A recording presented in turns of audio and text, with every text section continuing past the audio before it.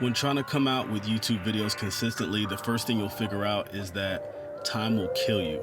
No doubt the time factor that it takes in order to record these videos, to edit them down, and then to upload them, just that whole process could take 6 to 7 hours depending on the complexity of the video or the topic that you're wanting to talk about on the channel. I wanted to talk about a mobile option that you guys can use in order to record your intros and your outros and maybe some inserts. That way you can maximize the use of your time as you are potentially running around, running errands, paying bills, doing whatever you need to do. Also, coupled with that, we'll talk about some audio options that you can use, and specifically the audio options that I chose to use in my mobile setup. And also, in addition to that, recording in your vehicle is actually a really good option when it comes to audio. Just the way that cars are naturally constructed provides you a really good kind of sound treated environment for you to record your videos. That, coupled with the fact that you are compounding your time in terms of workflow, is a really good option for you as well.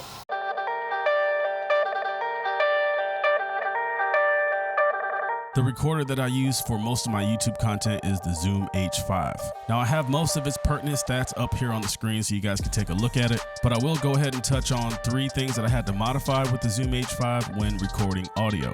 First thing is first, this thing claims that you can record audio up to 15 hours with 2 AA batteries. I personally have not been able to record more than 2 to 2.5 hours with AA batteries, even using Energizer and Duracells. Be sure to hit me up in the comments and just let me know if I'm doing something wrong, because I'm never able to record, like I said, more than 2 or 3 hours continuously with the Zoom H5. So what I had to do was I had to get basically a battery pack. I believe this is a 3000 milliamp battery pack. This is just one that you can get from Amazon. I think I spent like $7 or $8 on it. Then I simply just zip tied the battery pack to the H5 itself and then ran the USB cable from the battery pack into the Zoom H5. And now basically the thing just never dies. I can record as long as I need to. I never get anxious anymore because the battery level's dipping down into 1 bar. Basically, I'm good to go as long as I need to. As you can see here, I just attached it with a zip tie. One thing that made it just a little annoying when I first attached it is I was using a USB cable that just kind of stuck straight out. And so I went ahead and purchased an L-shaped USB cable. And so now it's just a little bit more ergonomic and I can fit it into different pouches without worrying if the cord is going to break the cord or anything like that. And then the last thing I'll talk about is this little wind muff that it comes with. It just kind of just hangs out on the top and comes off whenever it wants to. And so I just kind of zip tied that down as well. This does come with 2 condenser microphones, and that's actually what you're hearing me on right now. It has a separate gain control, picks up voice pretty dynamically, and they're also pretty good microphones for capturing any ambient sounds that you need to record for any of your projects. And so this setup here packs down nice and neatly into an old camera bag that I have, which I've pretty much turned into an audio bag. It fits the recorder, my shotgun microphone, a few XLR cables, as well as any other cables that I need for recording or plugging into mixers. And so I could kind of just pick this up and take this along with all of my other camera gear. As you can see here for the car setup, this here is just a simple clamp and a bracket with the XLR cable running into the shotgun microphone. And this is typically how I record my vocals while I'm running around town and doing my intros and my outros, or just any part of my YouTube video that I want to record and use as maybe an insert, or basically anything I think about while I'm kind of driving around town. Now, you don't need this. You definitely don't need all of this. You can literally just record into your iPhone. It's not going to sound as good. And so I'm going to mention an alternative that you can probably use. And this is just a simple phone bracket that you can install onto like a Manfrotto tripod, or those Joby Gorilla Grip tripods. And then with the cell phone bracket, just make sure it has a cold shoe mount on the top of it. I think this one here was like $7 or $8 or something like that. I'll put a link down in the description so you can find it. But with that cold shoe mount on the top, you could mount a Rode Video Mic Go or a Movo VXR10, or basically any just kind of small compact shotgun microphone, which will sound a whole lot better than the iPhone built-in microphones.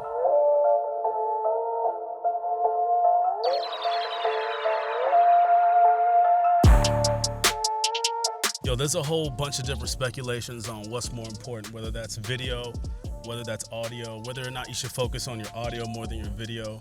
Look, man, there's a bunch of channels out there saying audio is more important than video.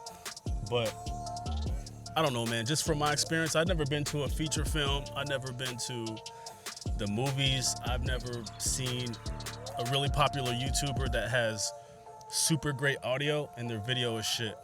Or I've never seen a YouTuber, for example, that has really great video and their audio is shit and they have a large subscriber base. I think that it's equally important, man. Like, you have to devote the same amount of time and energy in the education process when it comes to video as you do in audio. If you guys take a look at these channels that are saying that audio is more important than video, Everyday Dad, I mean, I'm not gonna say any names or anything. Most of their content on their channel is about how to get great video.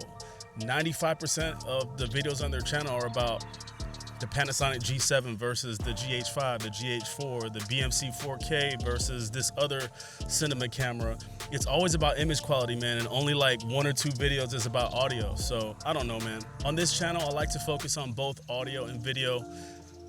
It's about both, man. You want the viewer to have that good experience in both audio and video.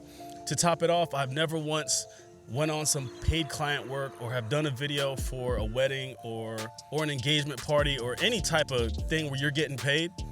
And I just can't imagine me giving an end product to this client that has subpar video, and then they ask you about the video being subpar, and then my comeback to that would be, but the audio was great. That's not gonna fly, man. They're gonna tell you to kick rocks up the street twice. And they're gonna ask you for their money back. Give me my money. Give me my money back. Can you hear that?